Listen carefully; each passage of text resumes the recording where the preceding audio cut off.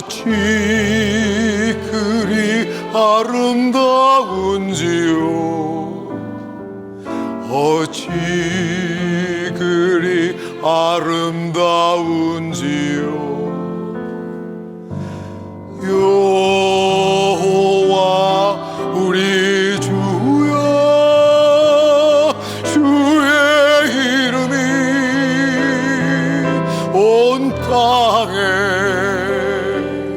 어찌 그리 아름다운지요. 어찌 그리 아름다운지.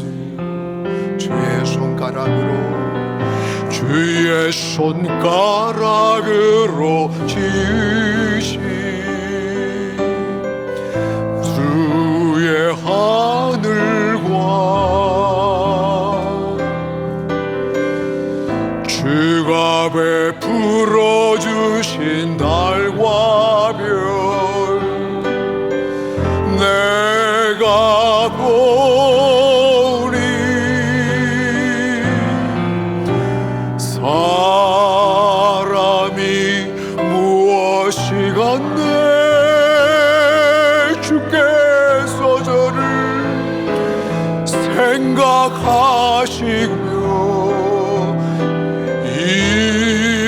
인자가 무엇이간데 저를 권고하시나이까. 여호와 우리 주여, 여호와 우리 주여, 주의 이름이 온 땅에 어찌 그리 아름다운지요. 저지 주의 지으신 아름다운 주의 손가락으로, 주의 손가락으로 지으신 주의 하늘과 주가 베풀어 두신 달과 별, 내가 보리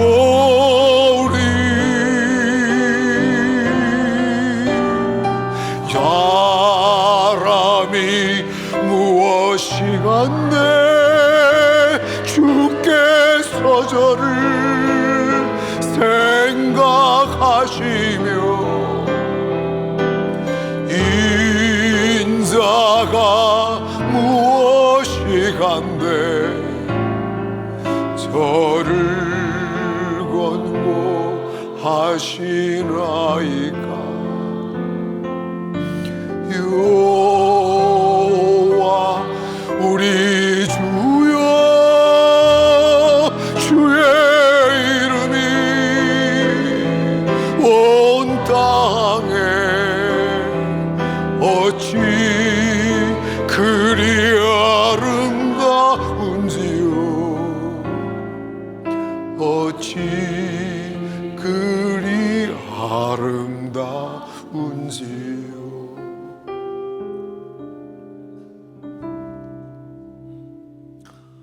하나님이 칭찬하시는 교회라는 제목으로 말씀을 드립니다.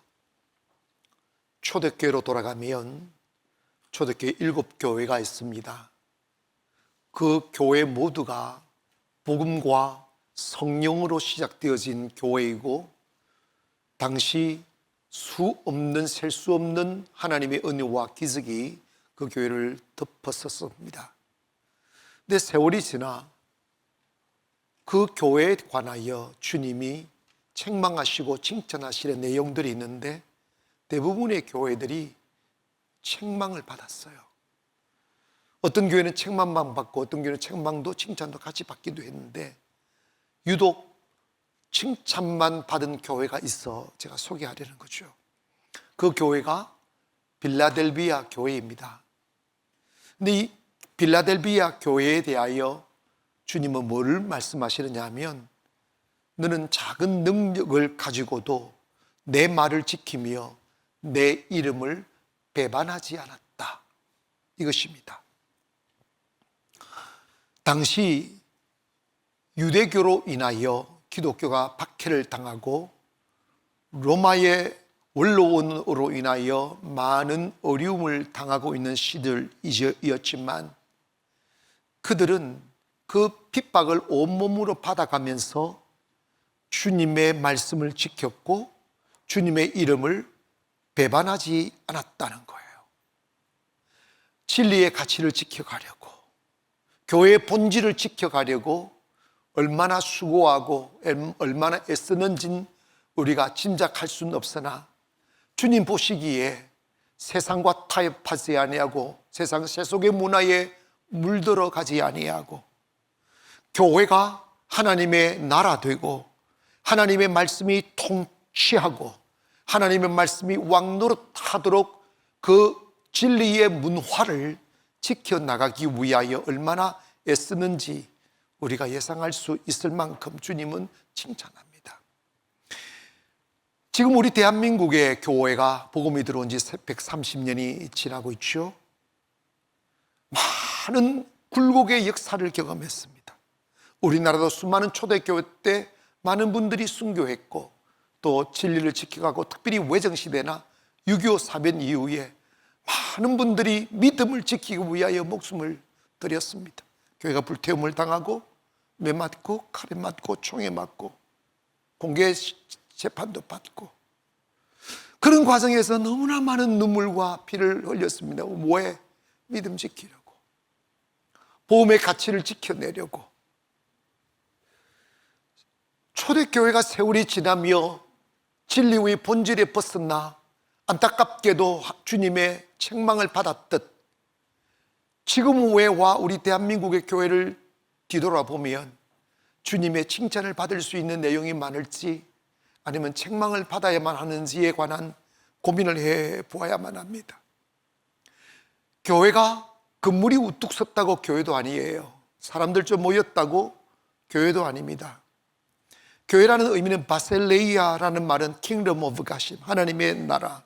이 말씀은 건물이나 어떤 지형적 영역을 의미하는 것보다도 하나님의 말씀이 통치하는 영역을 의미하는 거죠. 그래서 교회에서 가장 중요한 것은 하나님의 말씀이 세워져 있는 곳, 하나님의 말씀이 통치하는 곳, 그래서 그 성도들이 그 말씀의 가치를 따라 살아가는 곳. 그래서 하나님의 말씀은 세상 그 어떤 군왕의 말과 아니면 법의 말, 세상 법의 말보다 상위에 있고 그것이 왕노릇하는 것이 바로 교회라 할 수 있습니다. 우리 지난 몇 년은 코로나 전국 속에 살아왔는데 갑자기 사회의 분위기가 확 바뀌어버렸어요. 너무나 많은 새로운 삶을 살아왔습니다. 당황했기도 하고 이게 무슨 일인가 싶기도 해요. 그런데 이 과정에서 지금 뒤돌아보니까 교회마다 다른 소리를 내고 또래마다 다른 가치를 내고 교회마다 다른 길을 걸었어요. 어떻게 살아온지 어떻게 했는지는 주님이 판단하실 것이지만 교회가 세상의 길이 되어야 되고 중심이 되어야 됩니다. 많은 사람들이 길을 찾지 못하여 방황하고 물질을 쫓아 행하고 인기 쫓아 행하고 많은 사람들이 따르는 것이 진리인 줄 따라가지만 예수님은 내가 곧 길이고 진리고 생명이다, 나 외에 길 없다, 이 말씀하시는 거예요. 때문에 역사가 변화하고 시대가 바뀌어 문화가 바뀌고 세속의 문화가 교회를 엄습해 올지라도 하나님의 칭찬을 받는 교회는 하나님의 성경적 가치를 지켜내어야 돼요.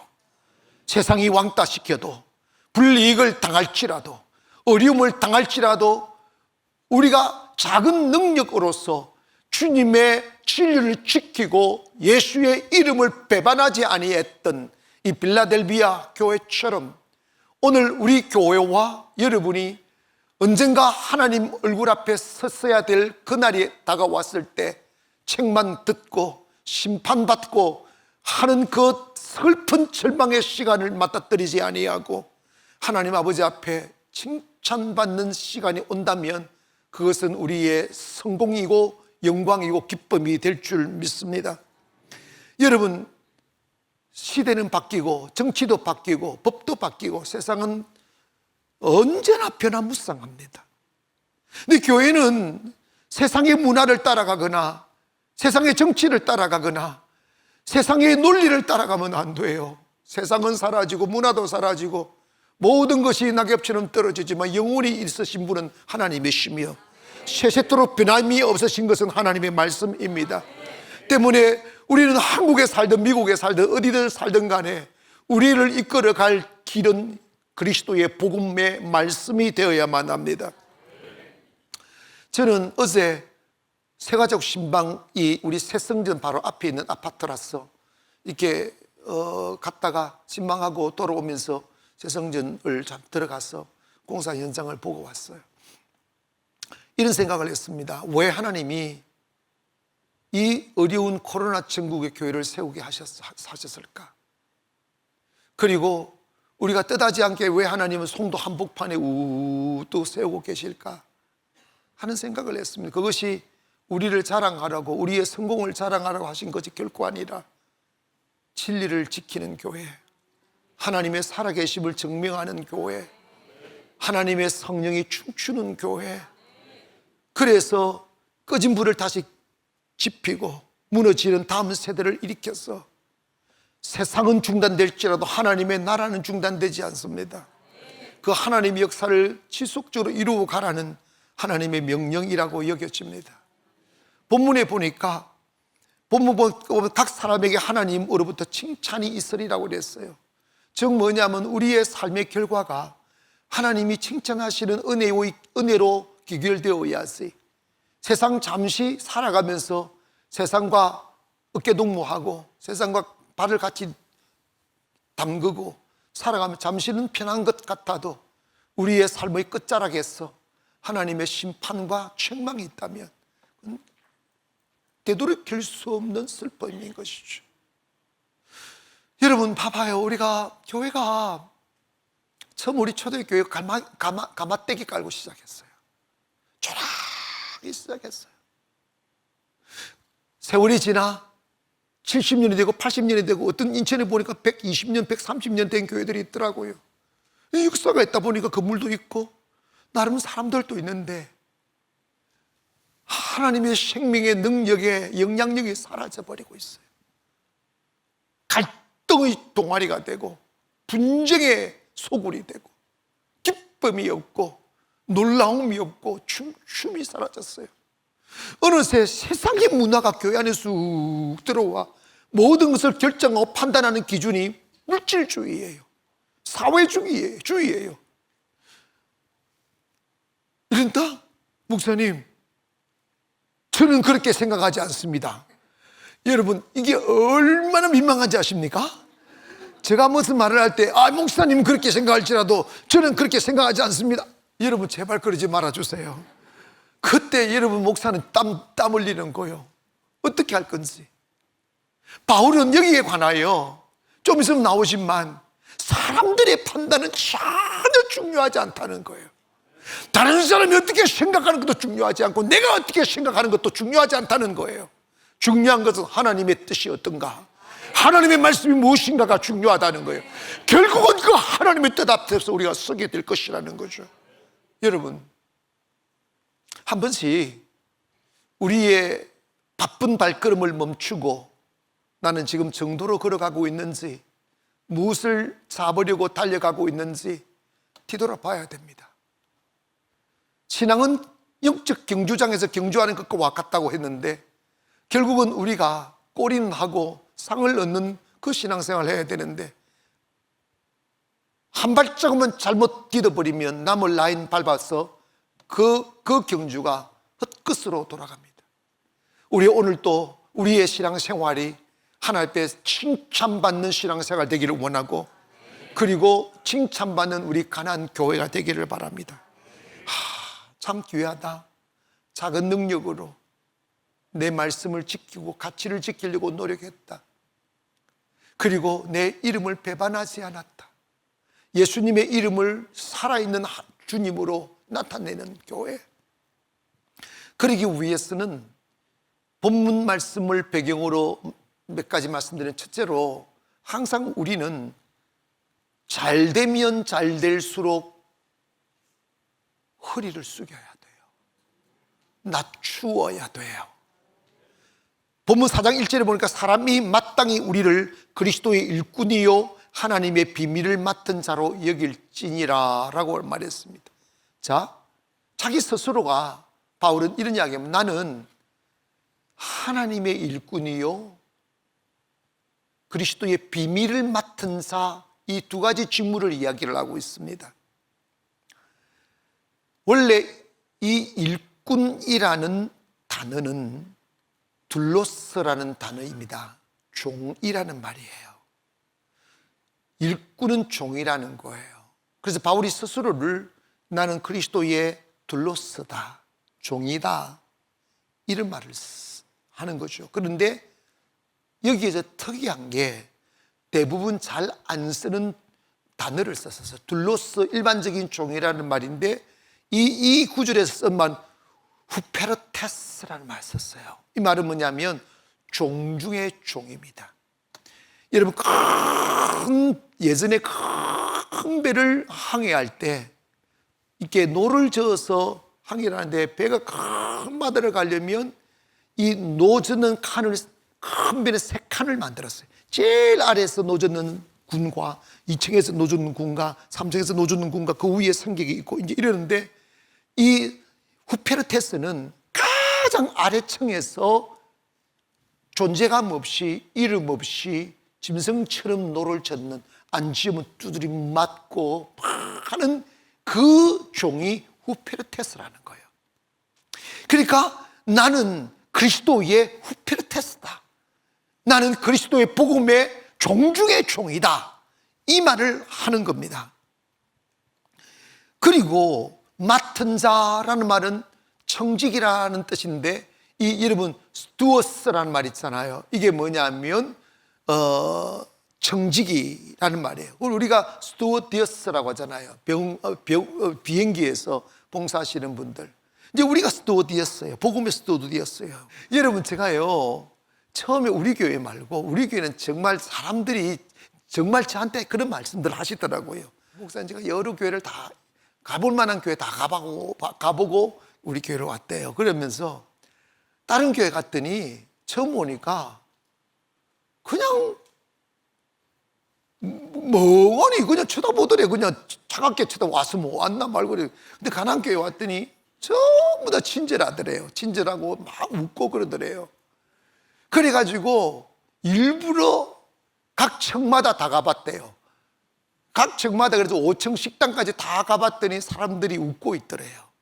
요즘은 마스크를 뒤집어 씌워 놓으니까 웃는 모습도 잘 안 보이고 그러는데, 그래서 이 교회 정말 처음에는 이 교회 좀 이상하다, 목사님이 이 교회 이렇게 훈련을 그렇게 시켰나, 뭐 그런 생각을 해봤대요. 그런데 예배를 자꾸 참석하다 보니까 왜 웃고 있는지 알게 되었다고. 그런데 여러분, 제가 이 말씀을 하고 있는데도 불구하고 여러분 웃지를 않고 있습니다. 그러니까 여러분 훈련 그런데 여러분, 또 바울이 고린도전서 9장 16절에 보니까 내가 복음을 전할지라도 자랑할 것이 없으면 내가 푸득불할 일임이라. 만일 복음을 전하지 않으면 내게 화가 있을 것임이로다 그랬어요. 이게 뭐냐면, 하나님 아버지 앞에서 자기를, 내가 만약에 복음을 전하지 않으면 화가 있을 것이다, 하나님이 네 복음 안 전하면 너 저주한다, 이 말씀이 아니라 스스로 자기한테 그런 말을 하는 거예요. 왜? 바울이 만난 복음이 너무 소중하니까, 복음 외에 생명의 길 없으니까. 이 살 길을, 복음을 통한 살 길을 찾은 자가 만약에 자신의 육신의 게으름과 나태함과 그리고 자기 감정에 사로잡혀 복음을 외면한다면 나는 분명히 화를 받아도 마땅할 것이라는 각오를 말씀하는 거예요.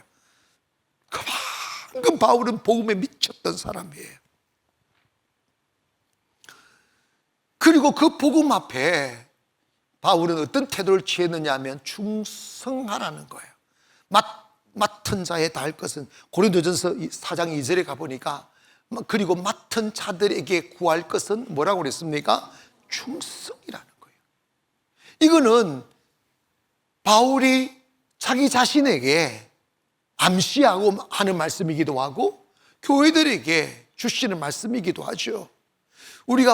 누가 우리를 복음 증거하지 않으면 죽인다고 하지 않았고, 누가 바울에게 네 사도가 되라고 말해본 적이 없어요.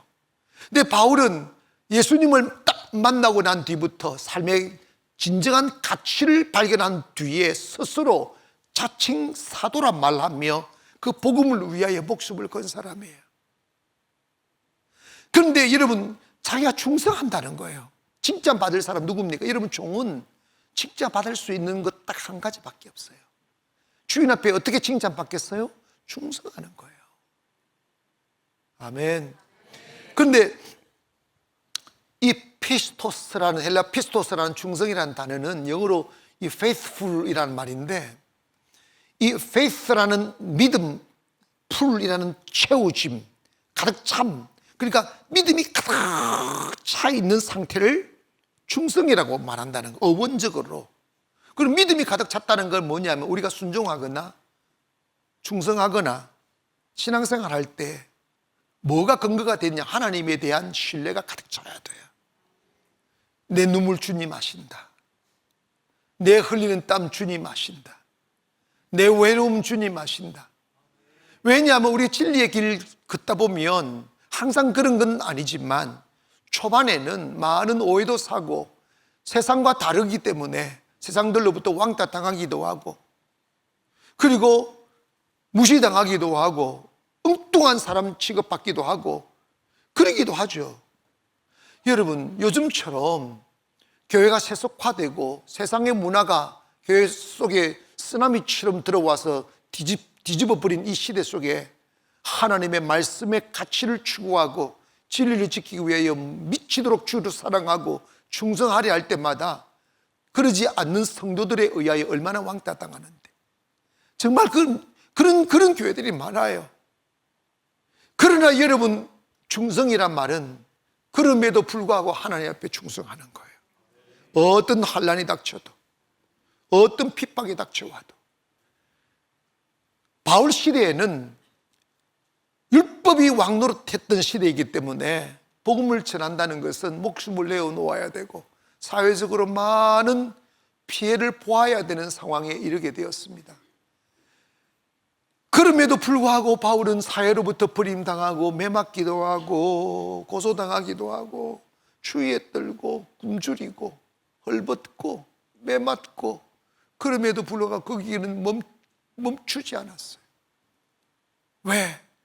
복음의 소중함을 깨닫고 난 뒤에 내가 다할 것은 충성밖에 없다, 언젠가 하나님이 나를 아실 거라고 생각하며 끝없이 복음을 전했습니다. 죽음의 길을 그리고 한 번은 예루살렘에 가서 복음을 전하려고 하니까 바울을 따르는 제자들이, 선생님 가시면 안 된다고, 가시면 당신을 잡으려고 그냥 체포조를 다 풀어놨다고, 잡혀서 죽을 거라고. 그럴 때 바울이 나의 달려갈 길가 주께 받은 사명, 이 복음을 전하는 일을 마치려 하면은 나의 생명을 조금도 귀한 것으로 여기지 아니한다, 기꺼이 복음을 위해서 목숨을 바치겠다는 거예요. 이게 충성이에요. 여러분, 이 시대에 찾으시는 하나님의 사람은 충성하는 사람이에요. 직업이 되면 안 됩니다. 이해타산 따지면 안 됩니다. 어느 것을 선택하는 것이 지금 나에게 유익할까를 따지면 손익계산하면 안 됩니다. 충성은 가장 복음을 위해서 충성하는 거예요. 목숨을 드려야 되는 순간이 온다면 드려요. 내 가정도 중요하고 내 자녀도 중요하죠. 지켜내야 되고 보살펴 줘야 되지만, 뜻하지 않게 복음 때문에 환난당하고 뜻하지 않게 복음 때문에 죽임당하는 순간이 온다면 주님의 복음과 그리스도의 이름을 배신하지 않기 위해서 그 죽음의 길을 가야 된다면 가는 것이 충성이라는 거예요. 그런데 이 시대에 그런 사람이 없는 거죠. 여러분, 사회 속에서 믿음을 지키기가 그렇게 쉬운 것 아니잖아요. 적당하게 교회에 오면서 세상과 타협하고, 직장에서는 교회 다니는 것도 모르고, 그 교회 와서는 장로님이고 집사님이고, 이런 거 아주 정말 그 사람은 영적인 spiritual all around man이에요. 진짜 유능해요. 여러분, 그러나 그거 충성 아닙니다. You are the light of the world라고 했어요. 세상의 빛이라고 했어요. 여러분이 특별히 여러분이 가나안 교회 다니는 사람인 것을 알게 하십시오. 물어볼까요? 저 아직 모르는데 손들지 마세요. 우리는 좀 불편한, 근데 분명한 사실은 이런 거예요. 역사의 주인공은 하나님이에요. 메마른 땅에 비를 내리시는 분은 하나님이시고,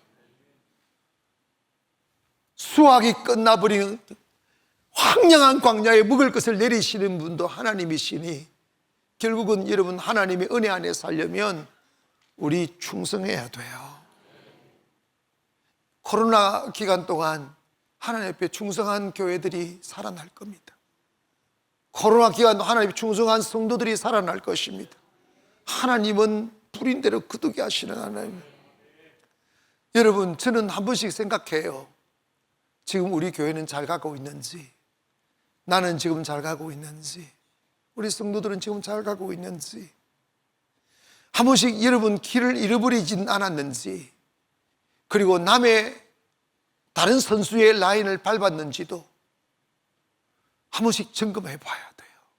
그래서 우리가 멀리, 진리에서 조금 멀리 떨어졌으면 다시 되돌아와야 돼요. 얼마 전에 어떤 분이 저한테 물어봐요. 제가 사실은 이렇게 새로운 분들이 오면 감사하고 좋죠. 그런데 제가 일부러 목회는 사람을 모으기 위한 것이 아니고 목회는 하나님의 뜻을 쫓아가는 것이라고 생각하기 때문에 뭐 이렇게 등록하고 안 하고에 그렇게 연연하지 않아요.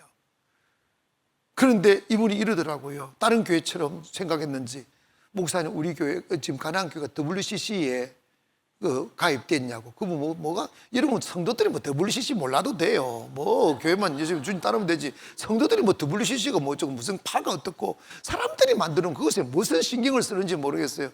나는 WCC 뭔지도 모른다고 그랬지. 나는 그냥 내가 그런데 가본 적도 없고요. 그냥 저는 그냥 하나님 말씀 따라 살고 싶은 거예요.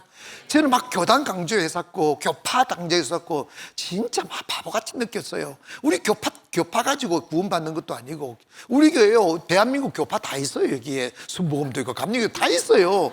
뭘 그게 따지, 그거 사람들이 만든 거라고. 그게 중요하지 않고 얼마나 성경의 진리를 따라가느냐, 이게 중요한 거죠. 아멘. 그거 중요하지 않아요. 주님이 택하신, 주님이 말씀하는 게 뭐냐면 너 얼마나 진리를 지켰느냐, 이걸 중요한 거지. 함으로 이 시대에 정말 주님이 찾으시고 칭찬하는 교회는 누구냐? 하나님의 진리 앞에 충성하는 거예요.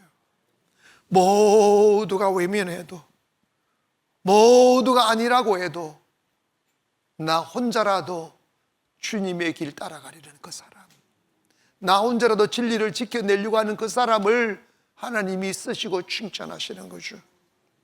그러기 위해서는 어떤 상황에서도 춤만 보는 훈련이 필요합니다. 4장 3절을 한번 보시겠습니다. 시작. 너희에게나 다른 사람에게나 판단받는 것이 내게 매우 작은 일이라. 나도 나를 판단하지 아니하노니 내가 자책할 아무것도 깨닫지 못하나 이로 말미암아 의롭다 함을 얻지 못하노라. 다만 나를 심판하실 이는 주시니라. 아멘. 여기에 세 가지 판단을 말씀합니다. 첫째로 다른 사람들이 나를 판단하는 것 하나가 있고, 내가 나를 판단하는 것 하나가 있고, 주님이 나를 판단하시는 것 하나가 있다는 거예요. 그런데 그것은 정말 중요한 것은 뭐냐면, 다른 사람들은 주님이 내가 나를 어떻게 판단하느냐는 별로 관심 안 쓰고, 다른 사람들이 나를 어떻게 생각하느냐, 여기에 너무 많은 관심을 쓰는 거예요. 그래서 사람들이 칭찬할까 안 할까, 비난할까 칭찬할까, 여기에 너무 관심이 많아요.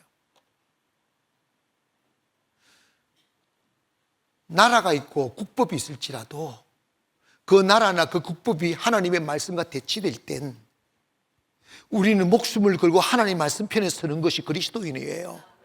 왜요? 나라도 없어지고 국법도 없어지지만 세세토록 있는 것은 하나님의 말씀이고, 나를 데리고 하나님의 나라의 영광의 나라에 들어가는 길은 말씀이기 때문입니다. 아멘.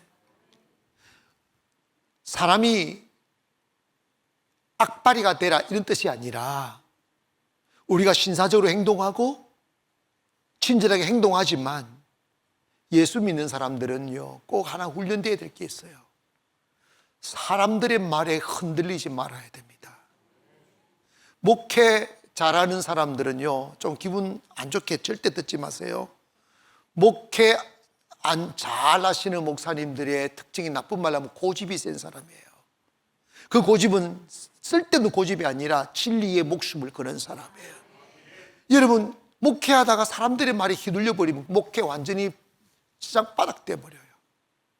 딱 이 진리다, 이거 똑 하나님의 뜻이다고 확실히 딱 발견된다면 아무도 동의하지 않고 아무도 따라오지 않아도, 따라오지 않을 법 느껴져도 그냥 혼자 그 길을 가는 거예요. 그냥 가다 보면 하나님이 그루터기 모읍니다. 근데 그 용기가 없는 거예요. 왜? 사람 모으려고 하니까, 사람 인기 가지고 가려고 하니까. 여러분, 우리가 연예인입니까? 인기 먹고 살게. 우리는 진리 믿고 사는 사람들이에요. 그래서 바울이 그 이야기하는 거예요. 바울 시대에 모든 유대 나라 전체가 바울을 욕했잖아요. 얼마나 힘들겠어요. 로마까지 일어나서 바울을 욕하고 거짓이라고 그러고 사입이라고 그러고. 여러분 있지 않습니까? 교회가 저 교회 사입이다 이 소리 듣는 것보다 힘든 게 어디 있어. 저 목사 저거 이단이다 이 소리보다 듣는 것보다 인정. 바울이 그때 그 소리 다 들었다니까. 응? 지금 대한민국 교회는요, 얼마나 심각한 병에 걸려 있느냐 하면, 열심히 예배하고 성령 충만하고 주님 사랑하면 이단으로 다 몰아버려요. 이게 무서운 시대가 된 거예요. 여러분, 이게 얼마나 잘못된 겁니까? 진리와 진리의 가치와 전혀 관계없는 것 가지고 나와 다르다고 비판하는 거예요. 그리고 지금 한국교회는요, 나는 정말 가슴이 아픈 것은 교회가 교회 잘 되는 걸 싫어해요. 이해가세요? 자, 물어봅시다. 교회는 개인 겁니까? 하나님의 것입니까? 그 교회는 하나님의 것인데, 왜? 교회가 잘 되면 하나님이 잘 되는 것이고 하나님 나라가 세워지는 건데, 왜 다른 교회가 다른 교회 잘 되면 싫어할까요? 그 중 하나는 마귀의 편한 거예요. 그 중 하나는 마귀 편이기 때문입니다. 이런 시대에 우리 살아가고 있습니다. 여러분, 성경에는 교회가 아닐지라도 축복받은 자를 축복하라고 그랬어요. 잘 되는 사람을 축복하라고 그랬어요. 시기 질투는 사탄이에요. 아멘. 그런 가슴에 무슨 축복을 담겠어요. 만약에 옆에 교회가 잘 되고 이러면, 하나님 나는 왜 부족하고 뭐가 부족해서 내가 무슨 충성을 안 해서 저 교회는 잘 돼 나는 안 됩니까? 이렇게 가야지. 아멘 합시다. 수준이 어린애보다, 어린애는 있잖아요, 3살 먹는 애가 1살 먹는 애 꼬집는다. 왜 꼬집어요? 엄마 사랑받으니까 지도 받아놓고. 여러분, 우리가 애입니까? 그러게. 시대가 정말 비성경적으로 바뀌었어요. 그럴지라도 우리 하나님 앞에 충성합시다. 그러기 위해서 또 주님만 바라봐라는 거예요. 왜? 사람의 판단 중요하지 않다. 봐라, 유대교가 바울을 핍박했고 예수님 십자가에 못 박았지만 그들의 선택은 옳지 않았다. 그리고 로마 원로원에서 바울을 재판해서 사형을 언도하여 사울을 죽였지만 그거 옳지 않았다. 다 역사는 말한다.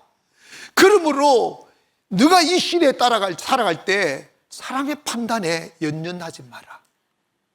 욕먹을 수 있다, 왕따 당할 수 있다, 외면당할 수 있다. 중요한 것은 너가 어떻게 생각하는 것도, 너 자신이 자신을 생각하는 것도 중요하지 않다. 중요한 것은 하나님의 판단이시다. 그리고 우리는 하나님의 판단 앞에 살아가야 된다는 이야기죠. 마귀가 우리를 무너뜨릴 때 바로 그 감정을 사용합니다. 교회 와서 안 하던 기도해보려 하고, 안 하던 충성해보려 하고, 안 하던 열심 내어서 성령이나 받아보려고 한번 몸부림치다 보면 꼭 옆에 있는 오래 다닌 사람이 이런다? 너무 그러지 말라고. 나도 한때 다 그래봤다고. 다 가성이라고. 그래서 완전히 얼음 물을 갖다 쏟아버려요. 그래가지고 그 한 말에 캥캥 하고 중단해버려요. 그게 영적인 저항인 거라. 여러분 기억하세요. 역사에는 반복이라도 그것이 그럴 수밖에 아니요. 그때 그 사람 말 들으면 안 돼요. 아멘 합시다. 그때 그 사람 말 안 돼요. 그때 주님 말씀 들어야 돼요. 제가 목회하면서, 목회는 사람을 사랑하고 사람을 섬기고 사람을 살리고 사람과 함께 가는 거예요. 그래서 목사의 가슴에 사람보다 귀한 건 없어요. 목사님 이런다? 목사님 교회 성도들 많은데 저 같은 사람 기억하고 계세요? 그 미쳤어. 기억만 하겠어요? 왜 안 왔을까? 어떻게 살까? 뭐 할까? 다 생각해요. 저 뒤에 앉아서 마스크 쓰고 머리 숙인 사람도 내가 다 생각하고 있어.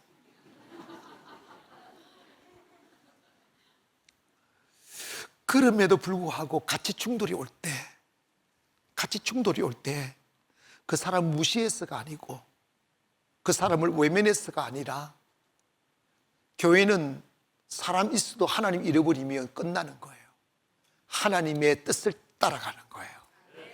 잠시 오해가 있고 잠시 대립이 있을 수는 있으나, 그런다고 해서 사람의 비율을 맞추고 잠시 쉬어갈까 하며 사람들에게 기대버리는 순간 하나님으로부터 멀어져요. 그냥 가야 돼요. 가야 되면 그 사람이 깨닫고 돌아오게 된다고요. 다 때가 되면 돌아오더라고요. 때문에 바울은 그 말씀을 하는 거예요. 사람들의 판단 나에게 아무것도 아니다.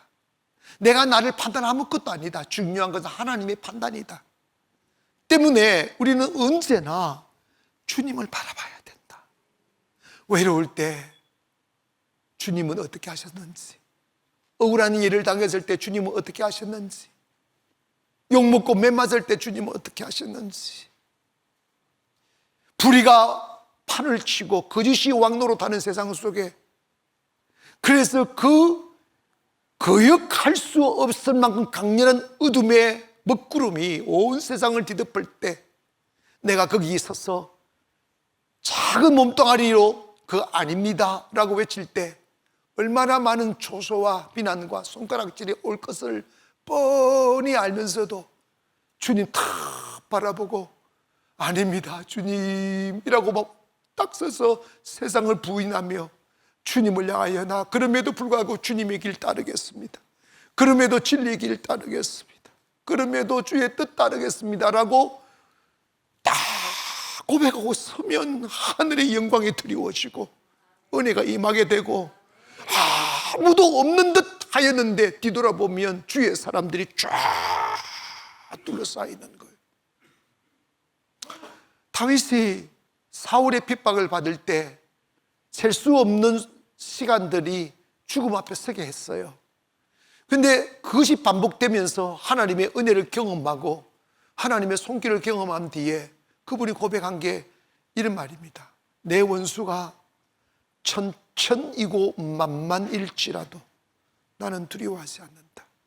왜 그런 고백한지 아십니까? 하나님의 손길을 경험해 보았기 때문입니다. 하나님의 구원을 보았기 때문입니다. 여러분, 우리 찰나의 이익을 위하여 예수의 이름을 배반하지 않기를 원합니다. 사람들에게 인기 얻기 위하여 진리를 외면하지 않기를 바랍니다.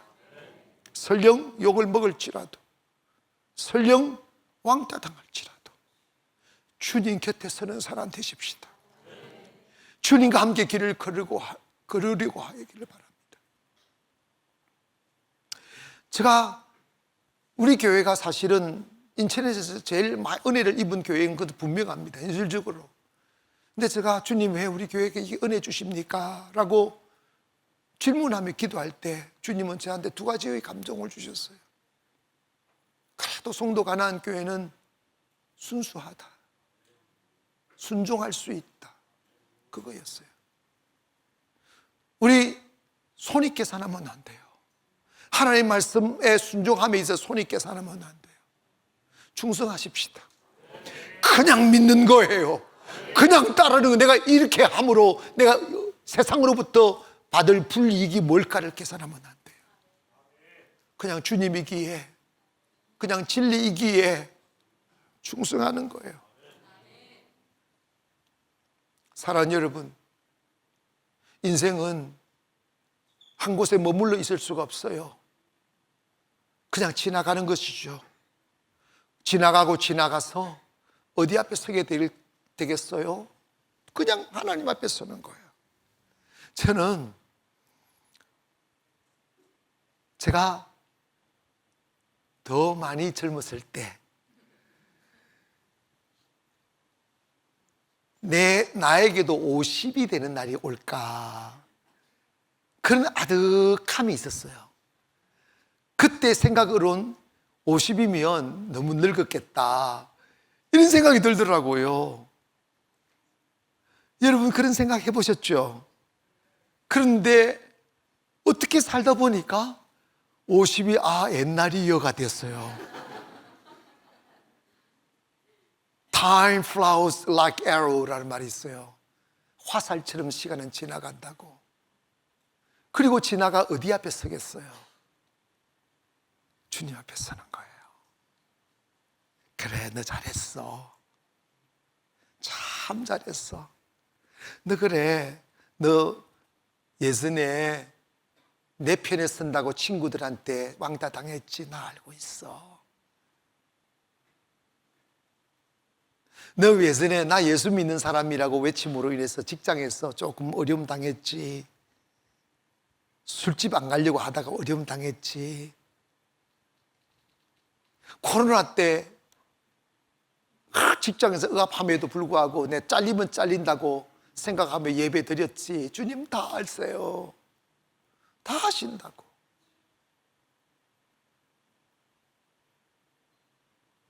참 잘했어. 그 칭찬 있기를 바랍니다. 그 칭찬 받고 그 주님 앞에 섰을 때 칭찬이 우리를 덮을 때 그게 우리 인생의 성공이죠. 사랑하는 여러분, 하나님이 기대하시는 가나안이 있어요. 그리고 되기를 원하시는 가나안이 있습니다. 거기에 중심에 서기를 원합니다. 충성하는 사람, 스스로 사명을 걸머쥐고 나는 종이라고 하는 사람, 그리고 어떤 상황에도 주님의 눈으로 판단하는 사람, 그 사람이 되면 하나님의 칭찬이 있을 것입니다. 기도하겠습니다. 그러면